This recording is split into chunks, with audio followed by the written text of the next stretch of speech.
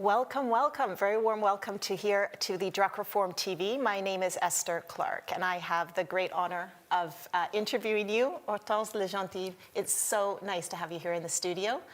Live in Vienna, we've had a great day yesterday. I saw your panel discussion, amazing. Thank you. For those of you who don't know Hortense, I'm going to give you a little bit of a background of all the great things you've been doing in the last little while. Of course, you have a new book out, which will be the focus of our conversation, The Unlocked Leader. You are a world-renowned executive leadership coach, speaker, and author. This is your second book. You guide CEOs and senior executives on their journey from hero leaders to human leaders. I love that. That's a great phrase, and we'll talk about that a little bit later. Thank you so much for joining us today. Like I said, we're going to talk about your book, The Unlocked Leader, and I guess you know, when I was reading it, I thought it was really, really great. And the first part you talk about is the step towards unlocking leadership potential is around identifying our mind traps. Mm-hmm. So I wonder if you can, for the audience and for those who haven't yet purchased your book, what is a mind trap and how can it limit a leader's performance? Mm-hmm. So a mind trap is, you know, it's the mental obstacle that stand between you today and you tomorrow. There's something that holds you back, right? And you cannot move forward. Yeah. And so the book, The Unlock, is because a lot has been said about, you know, why we should lead with empathy, but less when we talk about how to do it. Right. And so it's a guide, you know, to free yourself from your mind traps that hold you back. Yeah. And so to come back to those mind traps, so what it matters, you're going to tell me, is because it affects the way you connect with yourself and with others. You cannot see the big picture because you are trapped somewhere, because you know, you can feel unhappy, unsatisfied, or you can feel like you cannot fit somewhere. This is all symptoms of you are locked somewhere, and it happened, especially today with everything that happened in the world. It's happened to everyone at any moment, and it has all shape, size, and colors. Yeah. So, and it's happened to me too. And it was years ago. I felt like I was completely stuck in my personal life and my professional life. Right. And I was lost. Yeah. I was unhappy. I felt like I couldn't be really myself. But I was lost. I didn't know what to do. So everything went south, and I got sick and stuck in bed for months. And I had this dream that my grandmother. Sounds really interesting. I love this. But a dream. I had a dream one day. So it was a dream of my grandmother. So I just loved my grandmother. She was a wise woman. Yeah. And she just came back to my dream and told me, she told me, you have to find the path of roses. And I didn't know anything about that. And I said, okay, where is it? Where is it? Where is it? And she just smiled at me and she told me, you know where it is.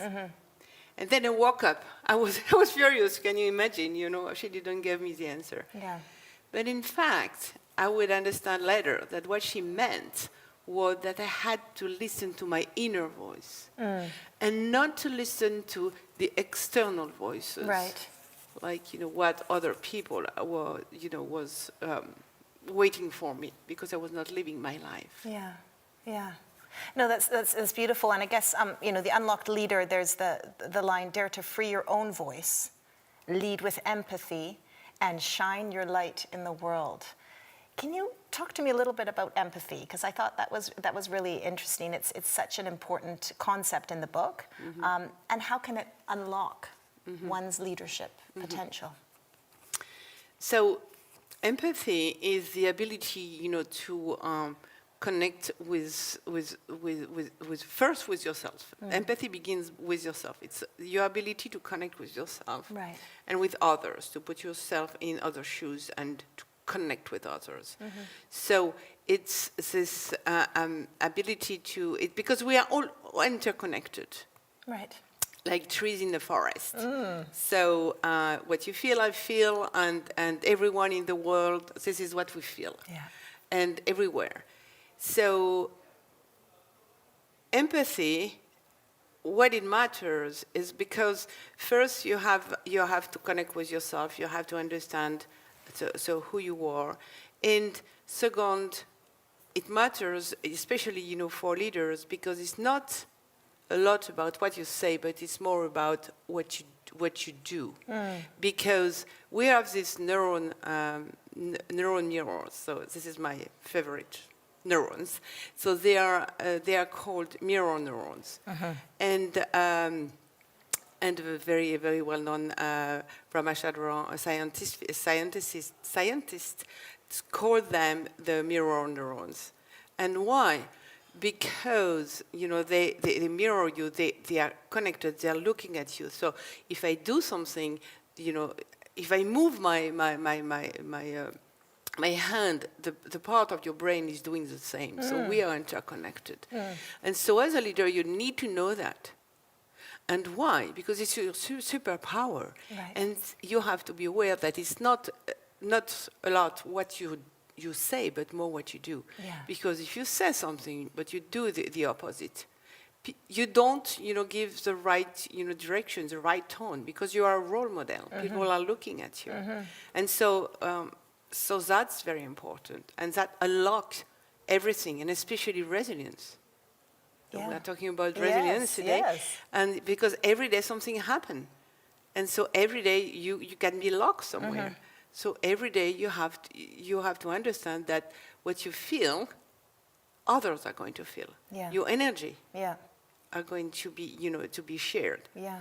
If there is anxiety in the world like we have today, there are anxiety also in your brain and in your, in your cells. Yeah. So you have to be resilient and do the work. Yeah. And I mean, you just mentioned it now. I mean, the theme of the Drucker Forum this year is creative resilience. How do we lead in an age of discontinuity? And I think your book, how it talks about empathy, how it talks and connection, it all kind of answers that question of building this forward-thinking, creative resilience. I love the idea of the mirror neurons. They're also called Gandhi neurons, aren't they? Yeah, Gandhi neurons. Yeah, very cool. Yeah. And exactly for the reasons that you described. One of the things when we were chatting about this preparing for the Drucker Forum, we spoke about from hero to human leader. Yeah. Can you tell me just a little bit about that? Yeah. So hero leader is, trying to have all the answers. Right. We understand that it's not possible anymore, right? Yeah. And it's not possible anyway. Yeah. And be human is, be connected with others. It's because the world changed.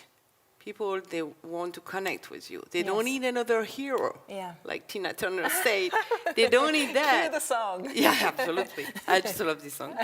And they don't need that. They need to connect with you. Yeah. They need to be able to know you. Yeah. So they're going to be inspired by you. Because it's not about where you're going to work, but it's more about why. Why? Yeah. Why do you want to work? Yeah. I mean, we're here in the beautiful city of Vienna, and there's very very smart people here. We also have the winners of the Drucker Challenge, so the younger generation, and I just love hearing their voices and reading their essays. And if you have a little piece of advice or something that you would like to share, some nugget of truth to share with them, what would that be? I think that would be just write your own story. Oh, like so. Be the author of your own story. Yes, so, yes. And maybe to finish, the process of unlocking yourself. So when you listen to your inner voice. Yes. Listen to your inner voice, and be courageous because you need courage. Because you need courage to face your fears, but be courageous enough to do it. And challenge the voices, but because our brain are making a lot of voices, stories, and we are also connected through stories. But those stories, they are not your story. So Right. ask you 3 questions. Is it true? whatever is a topic, and you want to do something, but you have these voices, I should not, maybe not, they say I should not. For example, if I come back, to my example. So, is it true that I can be an entrepreneur at the age of 40? Yes, why not? I had a friend who did that. Is it true? Is it relevant? And is it helpful? So is it true? Is it relevant? And is it helpful? If those questions are absolutely not, and it doesn't help me, let go. Let go. And this is how you free yourself. Yeah. And you can, at that moment, you can write your own story. Yes. You can begin to write this own story. And for young people and also for leaders, this is exactly the same. And anyway, we are all leaders because at least you are leader of your life. Right. So everybody can do that, and this is very important, and important to also to take care of yourself as a leader. Yeah. Because especially in time of turbulence like we are today. Yeah, and discontinuity. Exactly. So you need to do that every day, on a daily basis, and and see where you are and take care of yourself. This is very important. And connect with your inner voice, your why, your values, what is important for you. And this is how you're going to be resilient, and you're going to be able to free yourself and show up, as you want, and write your own story. Yeah. And you've written 2 books, and I was going to say the first one, Connecting Your True Self, that came out in 2019. True Self with the leader you're meant to be, aligned. That's beautiful. Do you see this as sort of the next kind of iteration, or is it its own thing? No. This is the same topic, but let's say that aligned was more, why you should be aligned, and what is aligned about. So align with your why and how you meet yourself and your own talent. And this one is more completely focused on unlocking, free yourself. It's really a guide to free yourself from your mind traps. Beautiful. I love that. We've run out of time. This has been such a lovely interview and such a great opportunity to speak to you. I hope you enjoyed it, and back over to the Drucker TV Forum. Thank you. Thank you. Thank you, everyone. Thank you, Ether.